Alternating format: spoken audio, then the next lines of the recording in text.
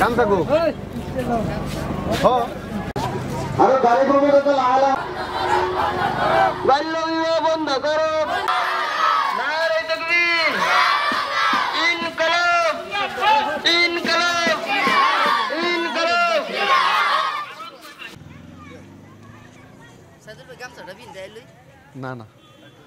আজি আমার গুটলং মেরাজুল উলুম মাদ্রাসার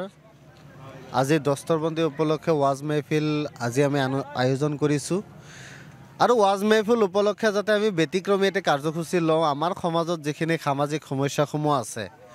সামাজিক সমস্যাসমূহ সমাধানৰ কাৰণে ৰাইজৰ মাজত সজাগতা বৃদ্ধিৰ কাৰণে আমি এটা প্ৰয়াস হিচাপে আমি এটা চেষ্টা কৰিছোঁ যাতে ৰাইজক এই ওয়াজ মেহফিলৰ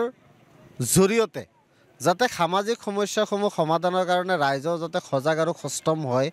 তাৰ প্ৰতি লক্ষ্য ৰাখি আজি এই সজাগতা ৰেলীৰ আমি আয়োজন কৰিছোঁ আৰু আমাৰ ওয়াজ মেহফিলৰো আমি আয়োজন কৰিছোঁ যাতে ইছলামিক যি আদৰ্শ ইছলামিক যি নীতি সেই নীতিত যাতে আমি সকলোৱে চলিব পাৰোঁ আৰু আমাৰ সমাজত যাতে শান্তি প্ৰতিষ্ঠা হয় সামাজিক সমস্যাসমূহ যাতে সমাধান হয় তাৰ প্ৰতি লক্ষ্য ৰাখি আজি এই সজাগতা ৰেলী আয়োজন কৰা হৈছে আৰু ওয়াজ মেহফিলৰ আয়োজন কৰা হৈছে গুটলং গাঁও স্থিত মেৰাজুল উলুম মাদ্ৰাছাৰ বছৰীয়া যি দস্তৰবন্দী আয়োজন কৰিছে তাৰ লগত সংগতি ৰাখি এটি সজাগতা সভামূলক মানে ওয়াজ মেহফিল আৰু শোভাযাত্ৰা আয়োজন কৰিছে বিশেষকৈ আমাৰ সমাজত বৰ্তমান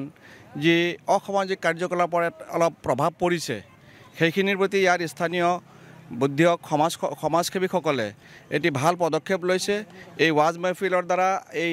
শোভাযাত্ৰাৰ দ্বাৰা আমাৰ ইয়াৰ মাজত যিখিনি বেয়া কাম হৈ আছে সেইখিনিৰ পৰা যাতে আমাৰ মানুহখিনিক সজাগ কৰিব পৰা যায় আৰু উঠি অহা প্ৰজন্মক যাতে আমি সঠিক বাট দেখুৱাব পাৰোঁ সেই এটা ভাল প্ৰয়াস মই তেওঁলোকক ধন্যবাদ জনাইছোঁ আগলৈও তেওঁলোকৰ এনেদৰে প্ৰশংসনীয় কাম কৰি যাব বুলি মই আশা ৰাখিছোঁ